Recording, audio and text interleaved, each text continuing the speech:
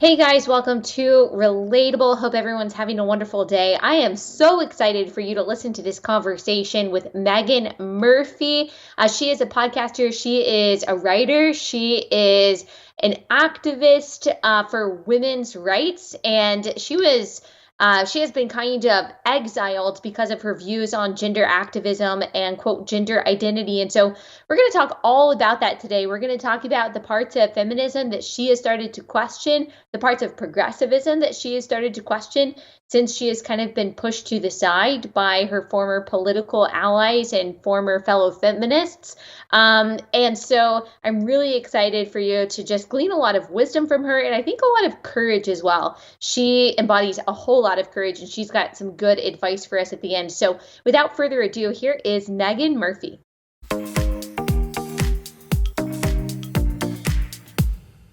Meghan, thank you so much for joining me. I have been wanting to interview you for a very long time. Can you tell everyone who may not be familiar who you are and what you do? I'm Meghan Murphy. I still run a feminist website called Feminist Current out of Canada. I have a podcast and a YouTube show called The Same Drugs. I'm probably maybe most well known for getting kicked off of Twitter for understanding the difference between men and women.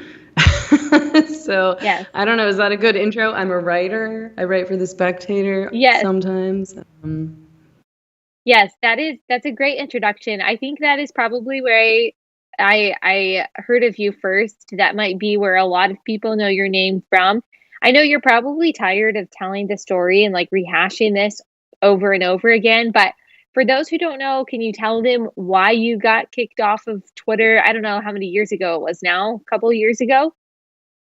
Yeah, it was at the end of 2018. And I essentially was kicked off for, the funny thing is that I still don't actually know, I don't technically know what rule I broke because Twitter never told me. Like, you just get one of those form responses that says, you broke a rule for hateful conduct. And so, essentially I understand it to be, I was speaking critically.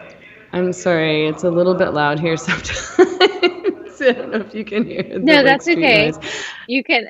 I can. But we'll just make it work. We'll make it work. It's fine. Okay. So, essentially I was kicked off for speaking critically about gender identity ideology. So, I refuse to pretend that men can become women. It's not possible. I refuse to pretend that it's possible to change biological sex. Primarily what I was speaking out about were laws and policies that would effectively it would harm women and girls, would harm women's rights, would put an end to women's sex-based rights.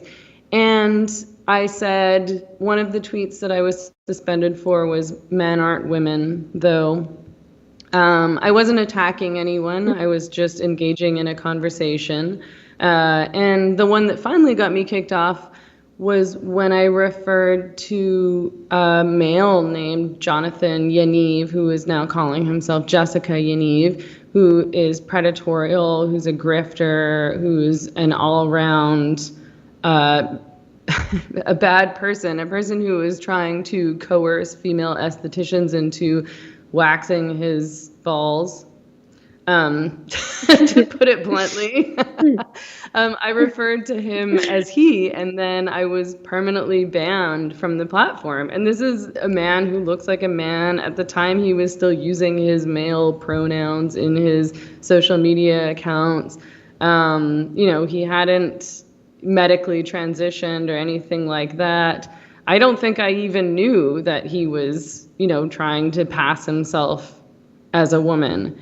And that was that. I got a form response. I appealed. I got another form response. We tried to sue in California. We lost that case. I still don't totally understand the situation because again, I don't know if there was a rule against referring to males as he if they didn't want to be referred to in that way.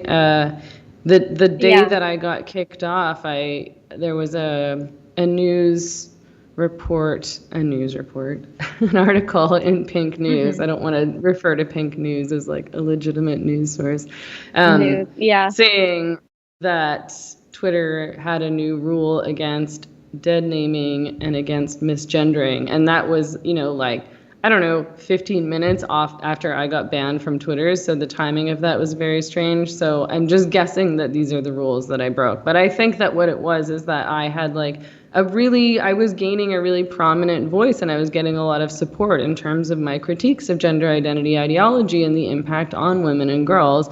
And somebody at Twitter or some people who have connections at Twitter didn't like that, and they just decided to silence me or attempt to silence me. It seems like the pushback has been harder against people that trans activists would call TERFs, like you, than people like me. I'm, a Christian conservative who, of course, is not in alignment with most of progressive ideology, including this idea that men can become women and vice versa, and using different pronouns for people that does not correspond with their biological sex. I'm sure I have said things very similar to what you've said on Twitter. I've certainly seen plenty of other conservative commentators say things like that on Twitter. Do you think that there is like more hatred and more animosity towards people that they consider TERFs, like radical feminists who are against transgender ideology, than there is against people like me, like Christian conservatives who are against it? Yeah, I mean, it's interesting because, I try to avoid making generalizations like, Twitter hates women or this is a misogynist bias. But I did note at the time, and, and men noted at the time too, that, Ben Shapiro called me. We talked on the phone after this happened. He was trying to offer his support, and he said, I tested this basically by tweeting almost the exact same thing that you did to see if I would get banned, and I didn't. I was targeted specifically because, what I think that it is that the media and the trans activists and the progressive social justice warriors, whatever you want to call these groups of people, I think that they really want to and have worked really hard to frame this debate as left versus right. So, they want the public to believe and policymakers to believe, legislators to believe that the only people who would ever oppose gender identity ideologies are these right-wing Christian conservatives, and anybody who is a leftist, a progressive, i.e., a good liberal who supports rights and progress, those people all support gender identity ideology and trans activism. And I was obviously not I didn't fit within that narrative, I've been a feminist for a really long time. I was a long-time leftist. I've sort of now tried to move away from those labels because I don't want to attach myself to identities that I feel are limiting. I want to be able to explore ideas as ideas rather than attach myself to specific ideologies. But for most of my life, I identified as a feminist and a leftist, and I was, I supported socialist policies and the socialist ideology and, radical feminist ideology. And here I was pushing back against gender identity ideology and against trans activism. And so I think that's a big reason why I specifically got silenced, and they'll still allow conservative commentators to say essentially the same things that I was saying. Maybe there's a different analysis there, but the words are the same, right? Men aren't women, you can't change sex, biological sex is real, only women can become pregnant, those kinds of like crazy ideas. Yeah. So everyone listening and watching knows my perspective on it. I talk a lot about like the theology of the body, theology of sexuality. And also we do talk about the legal and just practical ramifications of, for example, men being able to enter into women's spaces. We talk about it from a biological perspective, but I'm interested in hearing from your feminist perspective. Traditionally, I know you're trying to shy away from labels, but traditionally progressive perspective. Why are you against this whole gender identity movement? Why do you refuse to believe that men can be women and vice versa? Well, I mean, in terms of material reality, it simply isn't possible for a male to become female. A man can adopt, let's say, feminine stereotypes. So he can wear a dress, he can, get plastic surgery, so he can have, breast implants. He can try to sort of appear more like a woman, but he can't literally change his cells. He can't literally become a female. No male is ever going to have ovaries and, be able to get pregnant and give birth. But, my concerns initially were that I didn't see a way to have gender identity legislation and protect women's sex-based rights. So you can't have sex and gender identity. You can either have sex or you can have this thing where we all just identify as whatever we want. You can't protect women's spaces if you say that any male who announces that he's a woman can have access to those spaces. You can't protect women and girls sports, for example, if a boy or a man can just say, I'm a woman now, I get to compete alongside these girls or against these women. We know that there are men being transferred into women's prisons, and that's really dangerous. And there's already been assaults and sexual harassment, of course. Like, often these are violent men. Often these are men who are rapists. And because of these gender identity policies and laws, they're allowed to just say, I'm a woman, you have to let me be transferred to a women's prison. Same thing with change rooms, same thing with bathrooms, locker rooms, transition houses, shelters.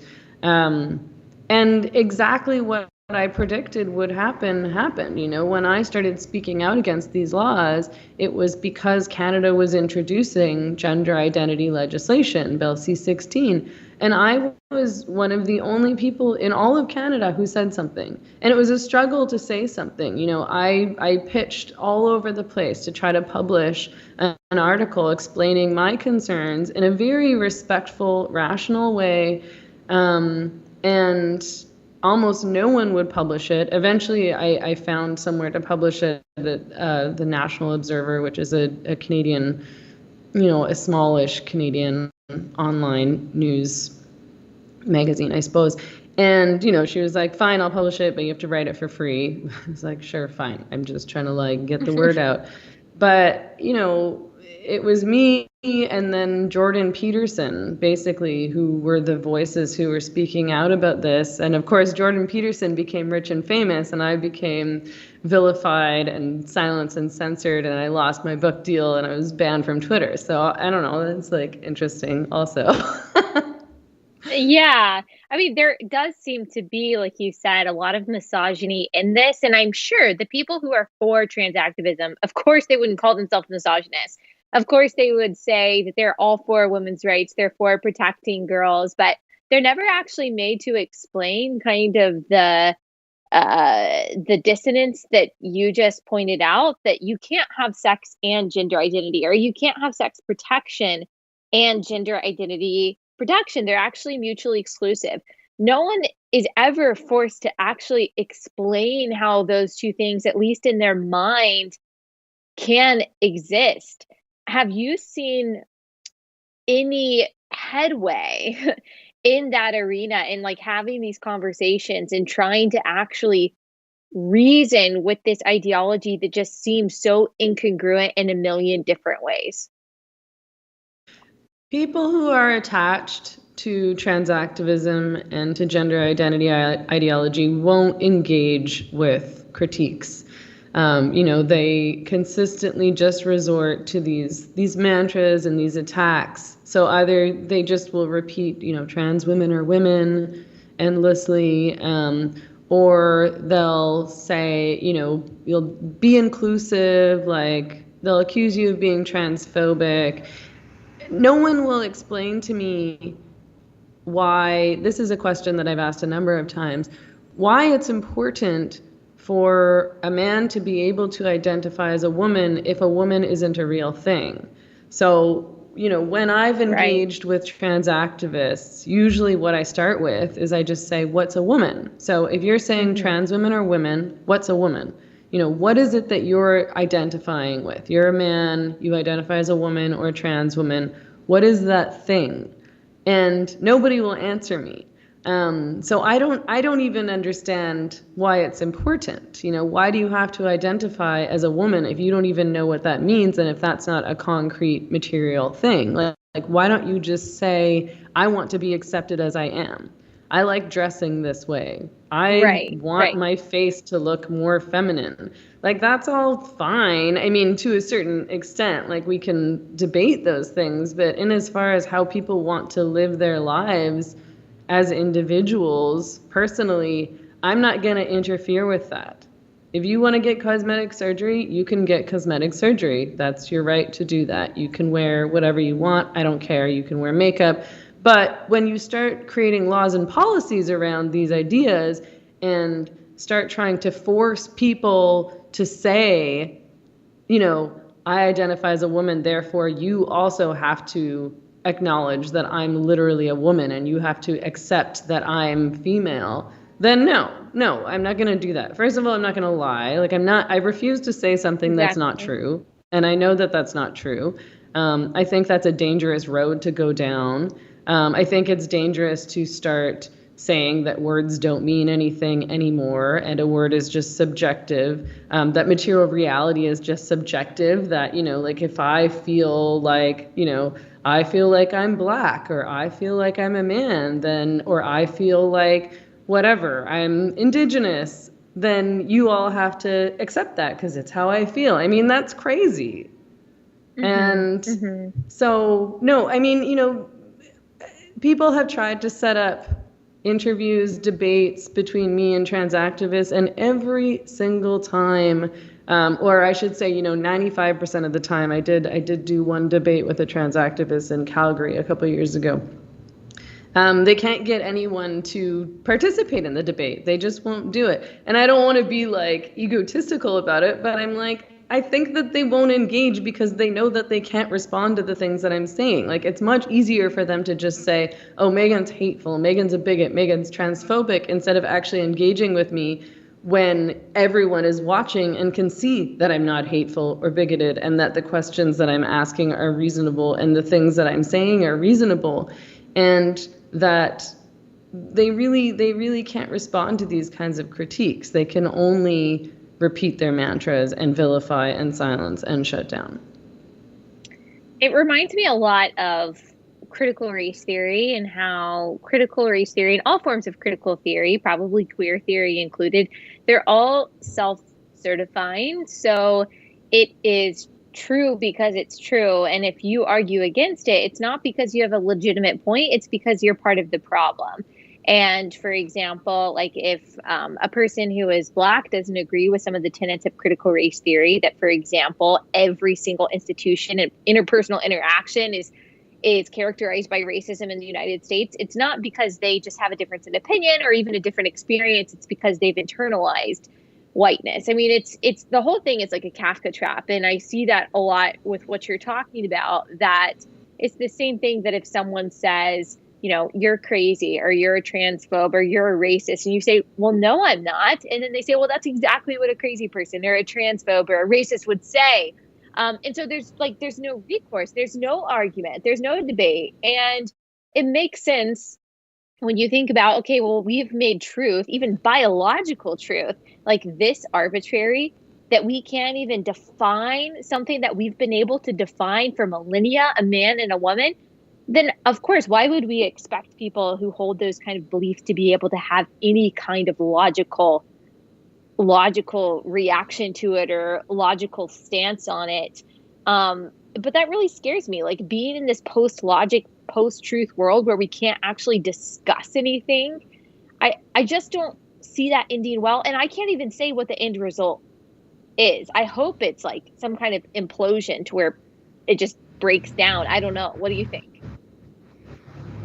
Well, yeah, and I mean, what happens is, for example, if you're accused of being a racist and you say, no, I'm not a racist, I don't hold racist views, then the person accusing you, especially if they hold the correct identity, if they identify as a person of color or whatever, will say, oh, well, you don't get to decide. Like, I get to decide if you're a racist or not.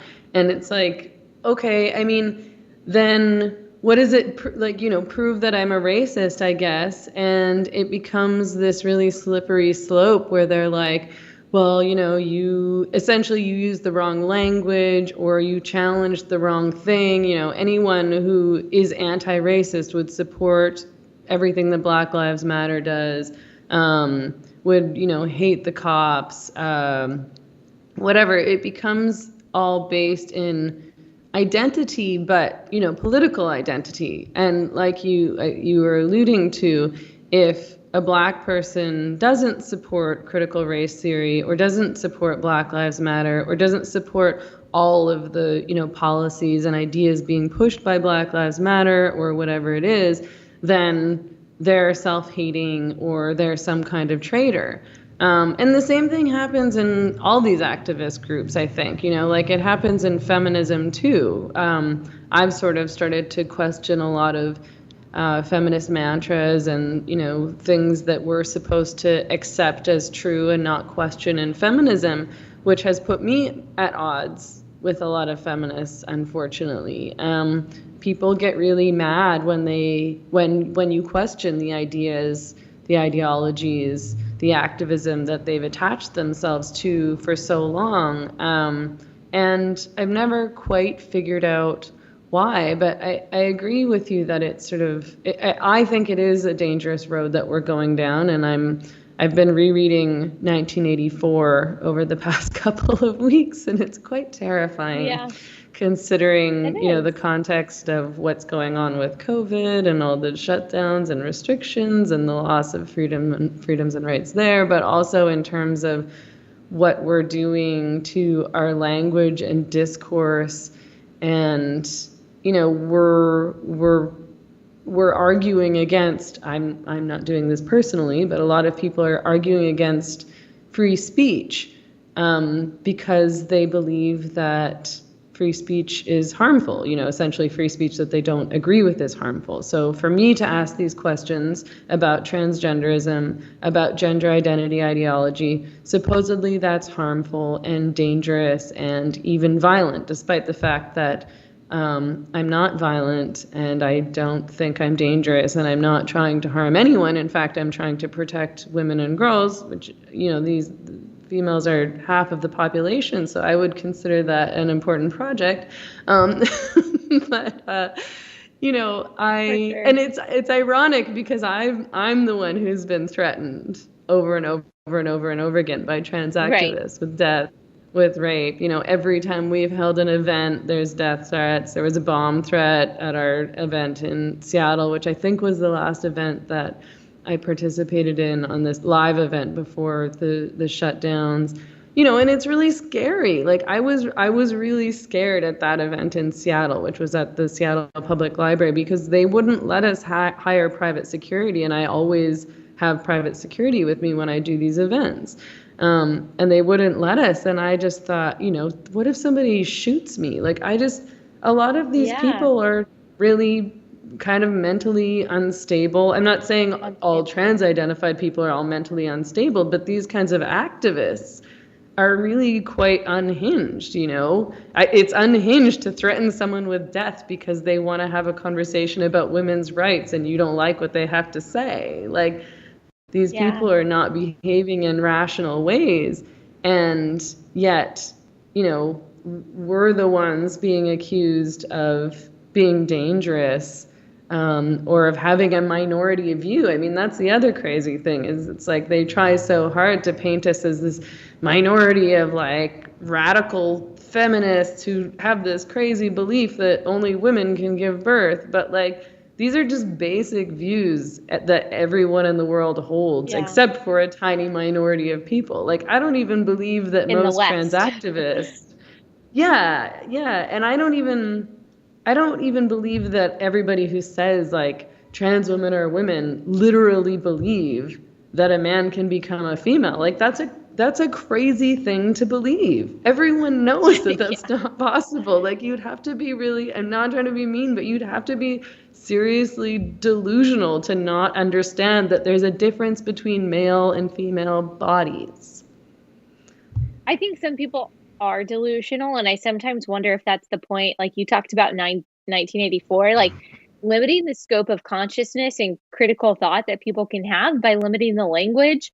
That just seems to be something that's happening, and of course, controlling the schools and like what kids can learn. But I saw some stupid 2 tweets the other day about how we shouldn't call it breastfeeding anymore. We should call it chest feeding, which I'm very confused like about who is being accepted in that way, because if a woman is having a baby and she has breasts to be able to breastfeed, why would it be wrong to say that she has breasts? I don't understand the whole thing, but it does seem to be just like creating this cumbersome burden on our language while at the same time limiting our scope of consciousness. So like in 1984, instead of saying excellent, they say like double plus good, which is ridiculous and longer and more cumbersome. But at the same time, it limits your scope of reality. Like it limits your scope of language, because you just keep on recycling words. And that's what this reminds me of, like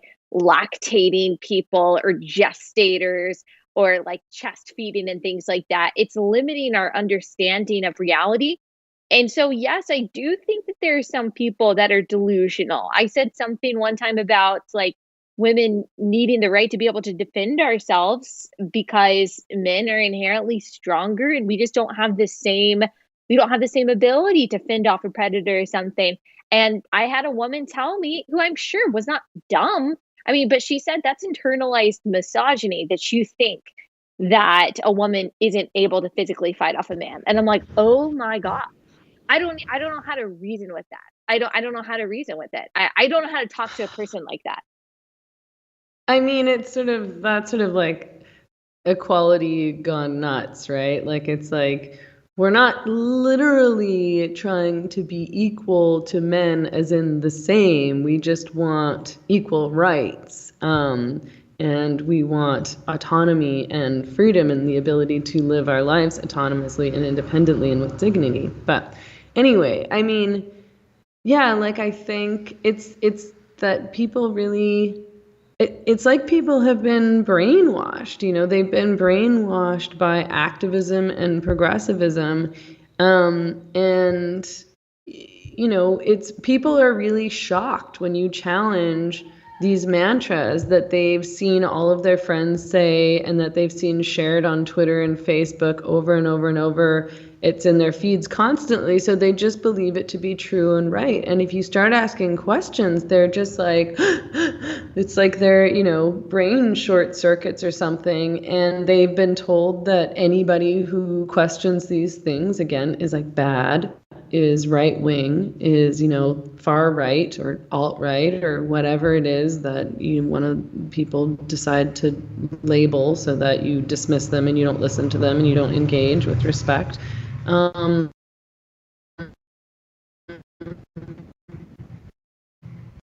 It happens online. It happens in terms of my, I guess my political or ex-political allies, with my friends, just to even say, like, I've said things like, these people are struggling with like a mental condition or mental illness. And, I'm not trying to be mean, but if you're a man and you literally believe that you're a woman, then that's a form of mental illness. Like, I don't know how else to get around that. You're not operating in reality. And it doesn't mean that we should hate those people or vilify them. But I don't know why we're creating laws and policies around these kinds of ridiculous delusions that, again, only a tiny minority of people actually believe.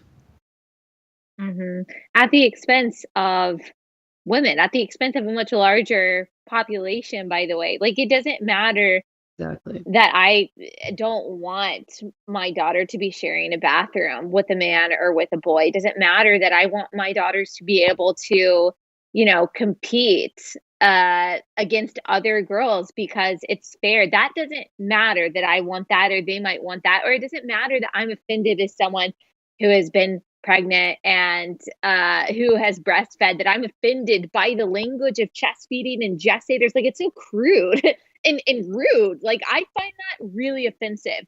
But my offense doesn't matter. The offense of the majority of people, the majority of women, just doesn't seem to matter. I guess it's just the intersectionality scale. I don't know. I don't have enough oppression points for my offense to matter. I don't really know. I don't know. Yeah, exactly. It's we're creating laws and policies to address a tiny minority of people, at the expense of women and girls who are half of the population and who remain a very vulnerable half of the population. Like, it is true that women can't generally fend off men. Like, there might be a few anomalies here and there, like very strong women, a weak man, so on and so forth. But like, in general, like, I box, I lift weights, I work out. I don't think there's any man that I could physically fight off. It's just our bodies are different and we are vulnerable to men and male violence. And it seems crazy to me that we now can't even acknowledge that. Like, the fact that you don't want your daughter in a change room with a man, why should we have to debate that? Is that not obviously inappropriate? And, the sports, the debate around women's sports and the conversation around, trans-identified people in sports, which is really only a conversation about males competing against females. Like, there's not swaths of like trans men, so females who identify as men, who are wanting to compete against other men, because why would you? Like, there's no advantage in that. Exactly. There's a big advantage if you're a male in being able to compete with and against women and girls. But I mean, that's been a good conversation, actually, because a lot of people who aren't politicized, who weren't engaged in this debate prior, will look at this situation and say, wait, what? Like, that's a guy. Like, look how he's so much bigger and taller than all these women. Like, this isn't fair. People just sort of inherently know, like, this isn't fair. This is a bit much. Like, it's one thing if you're like, you want us to call you like Susie or whatever. Sure, fine. Who cares? Like, a lot of feminists, the kinds of feminists who are pushing back against gender identity ideology, not the other kind, saw where this was going early on, and we're trying to warn people, women like me, women like Germaine Greer, women like Julie Benzel, and we're super vilified over it. And like I said, exactly what I predicted would happen is happening. And it's just maddening because, and I'll see on Twitter, like conservative men be like, where are the feminists on this? And then like, banned from Twitter. Like, I'm here. Yeah, I know. You're like, I'm here.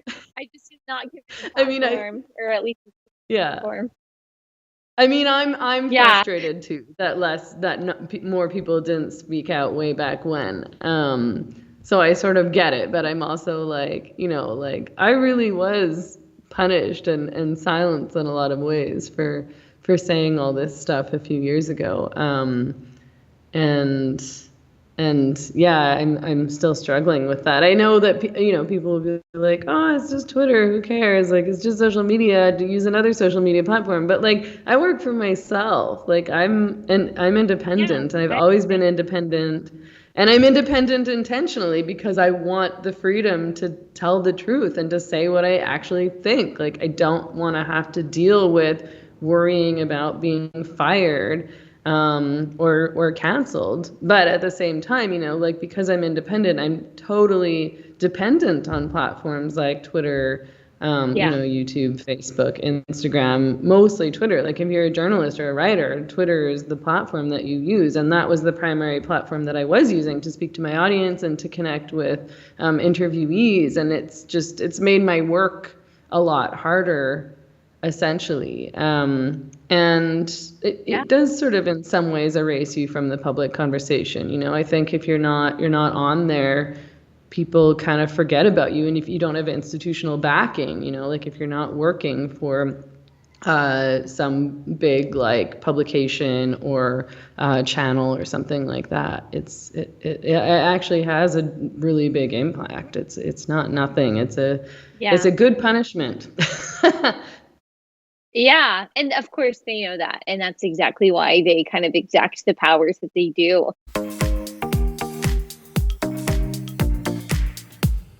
Okay, y'all, want to tell you about a sponsor today. That is Patriot Mobile. So Patriot Mobile is an awesome cellular service provider that demonstrates, that holds to the same values and belief systems that you do as a conservative Christian. And so you can use them as your service provider, resting assured that you're not giving your money to a company that hates you, that targets your values, and that wants to disrupt your way of life, as so many major corporations do today. And they make switching super easy. They've got the broadest nationwide coverage. They use the same towers as everyone else.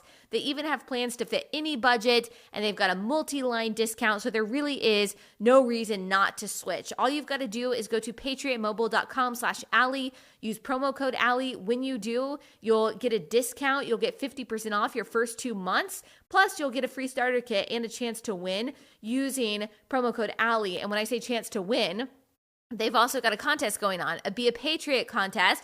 And when you go to patriotmobile.com/Allie, you can find out more details about how to enter, and you can enter to win a free phone and cellular service for life. So it's a really good deal. Just go to patriotmobile.com/Allie, use offer code Allie, or call 972-PATRIOT. That's patriotmobile.com/Allie, offer code Allie.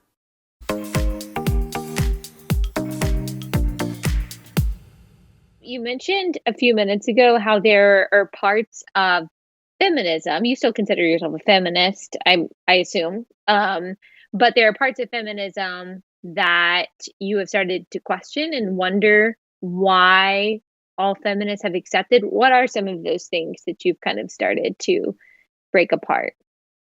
Well, I mean, I am a feminist, so I have to say, yes, I consider myself a feminist because I am. I advocate for women's rights. I advocate against male violence against women and sexism and sexist practices.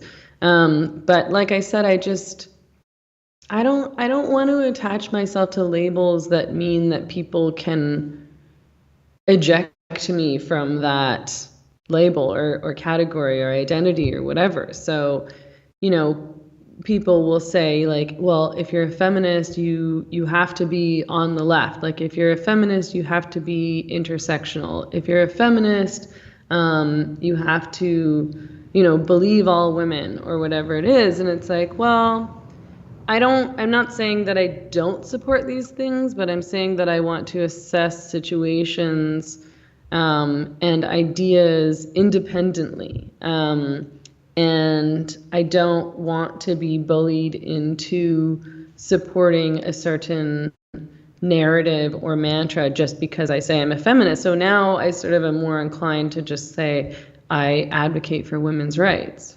And I feel like that's more specific. That's what I'm doing. I don't want to do ideology. I want to support women's rights and women's autonomy and freedom.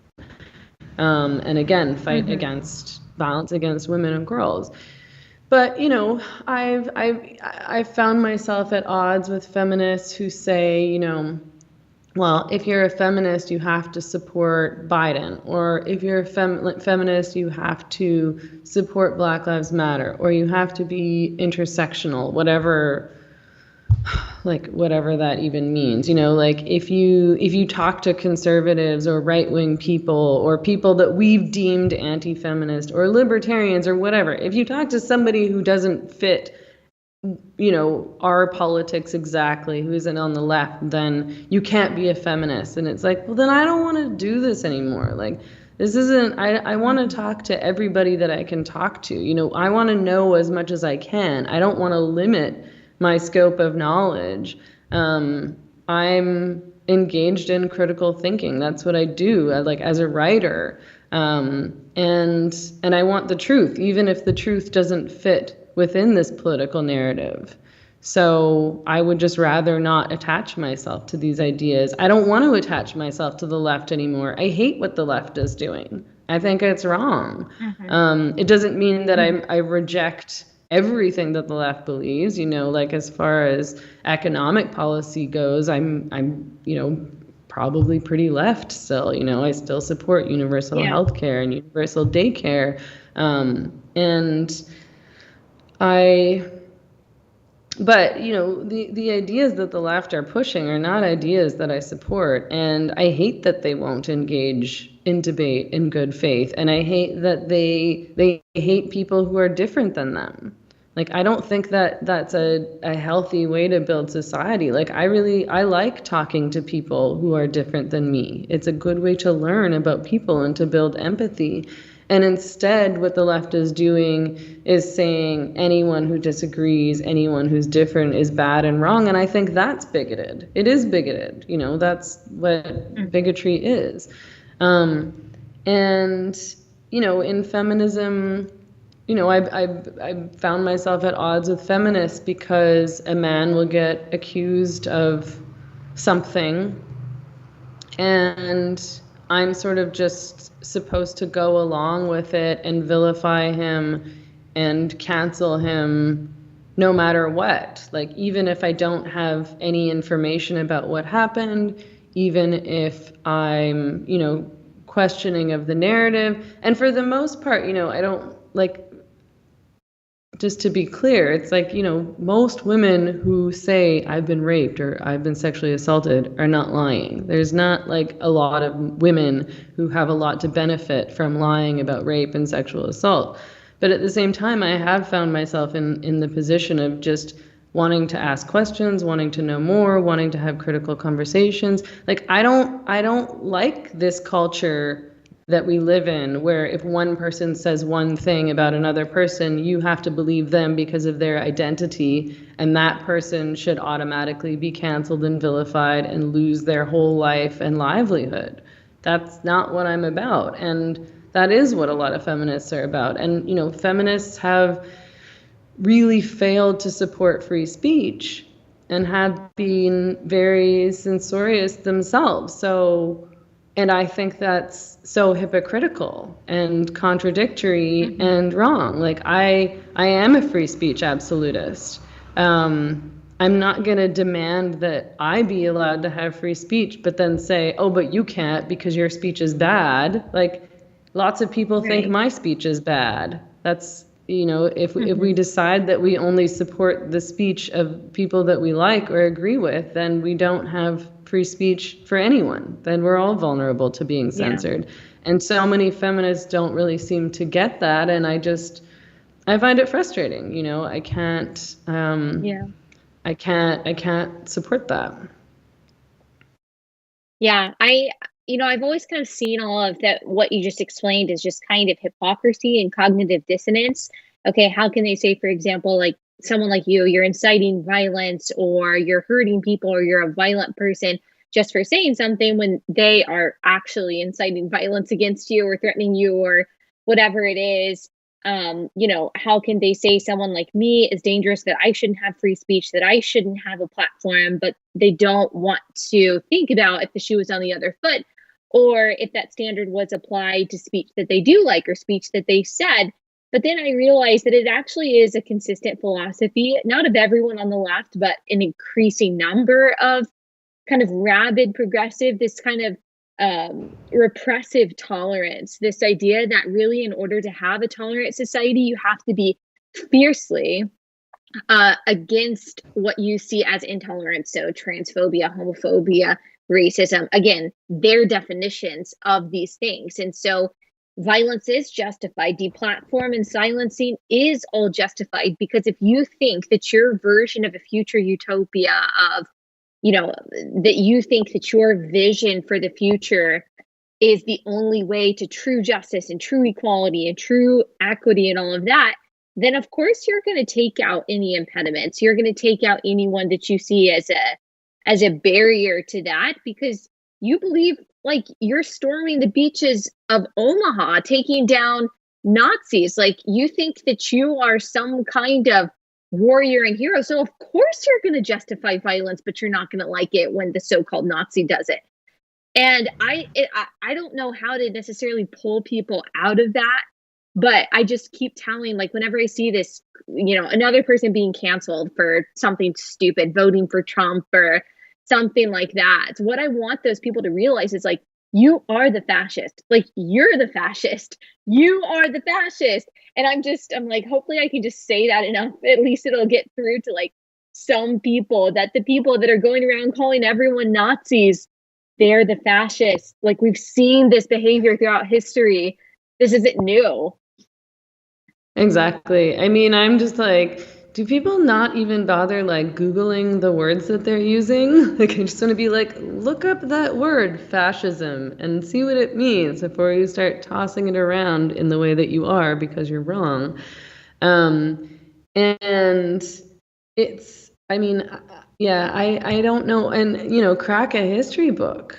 Like, people are repeating history in a really dangerous way, and they don't realize that they're doing it, and they believe very strongly that they're on the right side of history, and they're not. They're on the wrong side of history.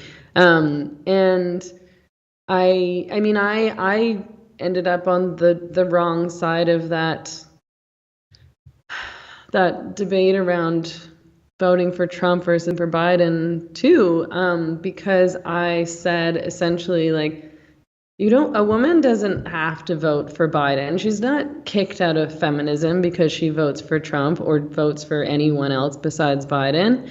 And I was vilified just for saying that. Like, I'm not voting. Yeah. I live in Canada. I didn't vote in the American election. But, like, I totally understand why people voted for Trump. And it's not because I love Trump. I think Trump is a moron. Like, I do, but that's not the only reason that people make decisions around who to vote for. Like, these are complicated issues, and there was a ton of things that I found really scary about Joe Biden. Not just that he was going to erase women's sex-based rights, which he did immediately, as he promised he would, but, he's in bed with big tech, like, this is, I think that social media, these monopolies are really scary and dangerous. We're essentially everything that we do is being monitored. They're dictating our speech and our access to information and to news.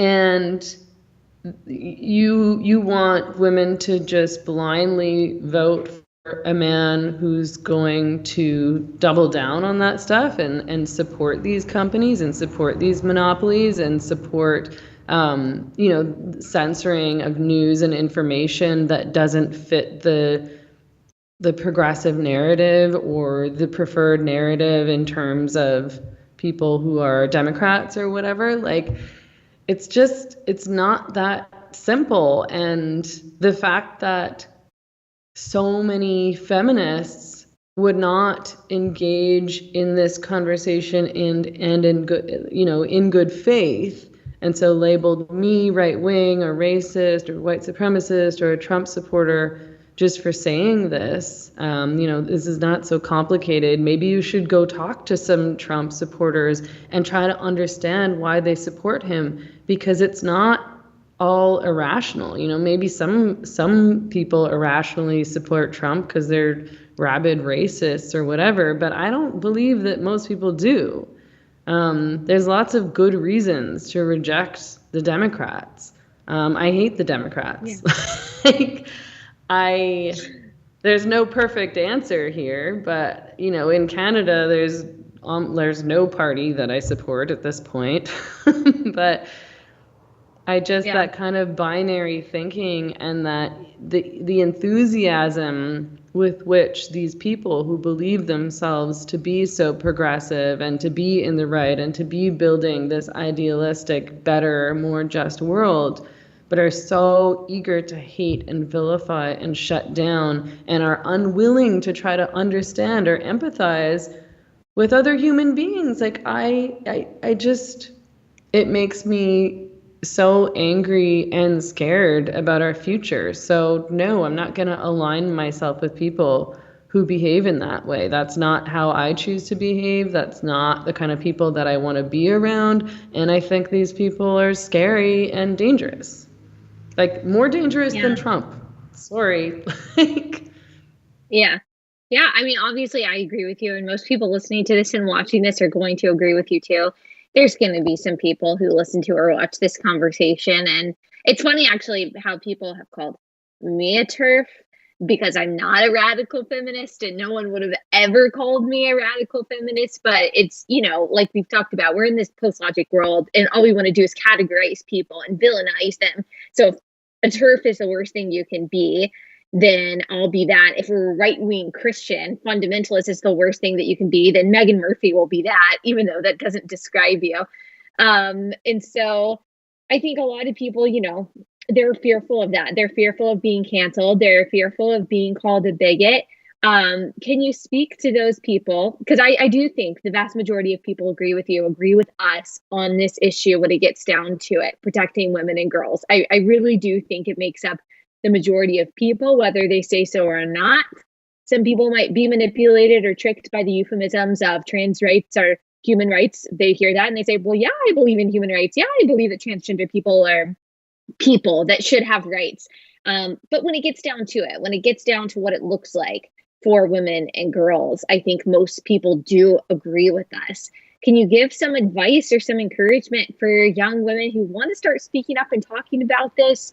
Or maybe, I've talked to people in their nursing program, they're forced to put their pronouns on their name tag, or labor and delivery nurses I hear from telling me that they have to ask their pregnant patients who are in labor what their gender identity is or what sex they were born with, which is crazy. People who are in school, they're hearing this stuff, or their friends or even their church, they're starting to push this kind of gender identity nonsense. And people just want to know, what do I do? How do I speak up? Where do I get the courage to do that? Can you give people some encouragement? Yeah, I mean, the reality is that if we are going to combat any of this, the gender identity stuff, the cancel culture stuff, the polarization stuff, we do all need to start speaking out. And when you speak up, it gives other people courage. When they see other people talking about the things they've been questioning in their own minds. I'm sure, you probably get emails and messages from people like this, but I get messages all the time from people being like, oh my God, I thought I was going crazy. Thank you so much for saying these things. It makes me feel sane. I thought I was the only one. I feel like everyone I know thinks this thing, and it didn't make any sense to me. And now I know that it's sort of okay to say this and okay to talk about these things. And there's lots of different ways that you can push back. You don't need to get on YouTube. You don't need to, publish some big statement on Facebook. You can go talk to your MP, your political representative. You should definitely, if you're a parent, you should be talking to the administrators, teachers. I think that a lot of people just think, oh, well, this is how things are now. We just have to go along with it. And so I do think that it's helpful if you sit down with, say, your kid's teacher or the principal or whatever, and be I have really serious concerns about this. You have a right to speak to these people about your concerns. They're having a major impact on your kid's life. You absolutely have a right to set up a meeting with your political representative, with your MP or MLA in Canada, and to talk about, I feel like we need to normalize the fact that people have concerns. Again, like we can't accept this narrative where we're this minority. We're a majority, and the only way that they're going to understand that we're a majority is by speaking out. So, however you can do it, whether if it's on social media, great. If it's writing a letter, great. It's making a phone call, great. Setting up a meeting, great. Talking to your friends, great. But you got to do something. I mean, and we need more voices, and we need more people, and we do just have to be brave. And it is scary, and it can be dangerous, and people do suffer consequences sometimes, unfortunately.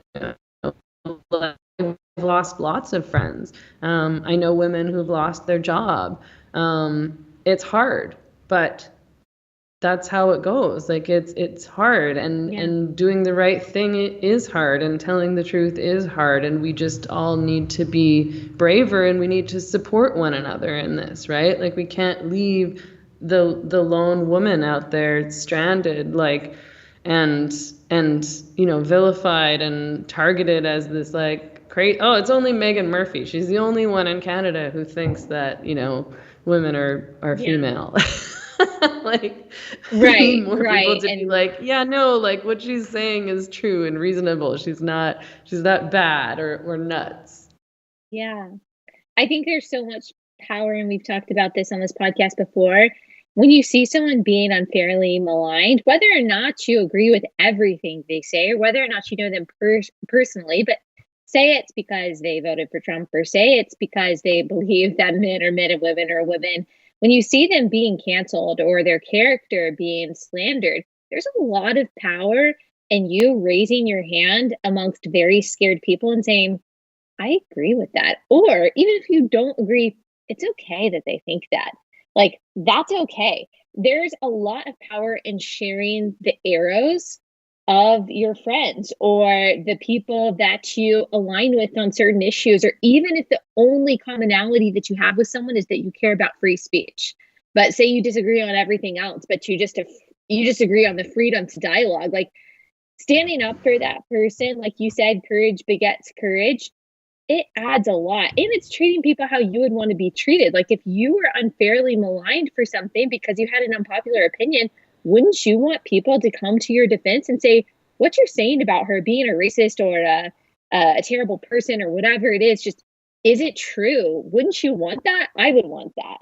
And so I do think that we have to be more courageous in helping each other in that way, and sharing the arrows and sharing the heat that comes, and realizing like we kind of are in, not to exaggerate or to, be hyperbolic or mushy or anything, but it is a historic moment. I do think that generations are going to look back and wonder, like, what the heck did people do? Like, was there anyone who disagreed with this? Was there anyone who stood up against this? And you hope that one day people see the insanity of it, and that they look back to conversations maybe like this one and say, okay, there were actually people who cared.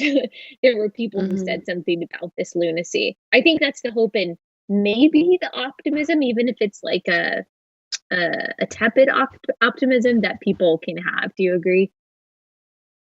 Yeah, exactly. I mean, people are gonna have to, we may not win this fight, but people are gonna have to look back and say, like, people stood up and pushed back. And I agree with you that, like, I've stood up for people that I don't agree with. Maybe I didn't like what they did, maybe I didn't like what they said, but I've still stood up and said, like, this person doesn't deserve to be treated in this way. This person doesn't deserve to be fired or canceled or vilified. They're not a terrible person. And it sort of offers other people the freedom to do the same, to say, oh, it's possible to stand up for Meghan or whoever it is. I mean, there's so many people who've been subjected to cancel culture over the past couple of years. And again, like it's important, and you should think about, I mean, you shouldn't only be making these choices out of self-interest, like, oh, what if this happens to me? You should just have ethics, and you should stand up for what's right and stand up when something wrong happens. But you should think like, oh, well, what would I want people to do if I were in this situation? Anyone could be in this situation. You never know when you're going to find yourself on the wrong side of the political debate or the cultural conversation. It can change in a moment. And would you want people to hear what you have to say and treat you with respect and empathy? Or would you want them to all, unfriend you and stop speaking to you and accuse you of being an awful person and a hateful bigot who should be murdered because, like, they said the wrong thing on Twitter? It's just not a good way to engage with other human beings also. And I, think about, like, how would this conversation go if we were just one-on-one, if we were having this conversation on person and nobody was watching and I wasn't virtue signaling my politics to all my friends? Like, how would you engage with this person? Probably in like a pretty decent, humane way. We've created this culture where we dehumanize one another. And that's scary. When you start dehumanizing people, it makes it much easier to hate them, to be violent towards them, to be cruel. So I don't know. We really need to start treating people with, I don't want to say kindness, because that it ends up being like, oh, be nice. And it's like, I don't think you have to be nice all the time. Like, that's sort of like, I don't know, I'm not nice all the time, but at least treat people like they're complex humans and they're not these one-dimensional figures. Yeah, exactly. Okay, can you tell people how they can support you? They can't follow you on Twitter, but that's okay. They can follow you on Instagram for now, and they can listen to your podcast, right? Can you tell everyone where to find you? Yeah, so I have a public Instagram account at Meghan Emily Murphy. I have a public Facebook page, Meghan Murphy. My podcast is The Same Drugs. You can find me on YouTube. I do a lot of interviews there. I have a Patreon to support my YouTube channel and podcast. So if you want to support me there, I really appreciate that. I publish interviews there and some writing there as well, but also, just if you feel like supporting my work or whatever, that's awesome. I really appreciate it. Great. Well, we'll put the links to that, including your Patreon, in the description of this podcast, so people can just look there, either on YouTube or wherever you're listening, and you can click and you can support Meghan. I really encourage people to do that. You're a good follow. I've been following you for a long time, and I'm glad that we finally talked. Thank you so much for taking the time to come on. I know people are really going to be encouraged by the conversation. Thank you so much for having me. I really appreciate your reaching out, and it was really nice to talk with you. I really enjoyed this conversation, and I'm really glad that we've connected. For sure. Thank you.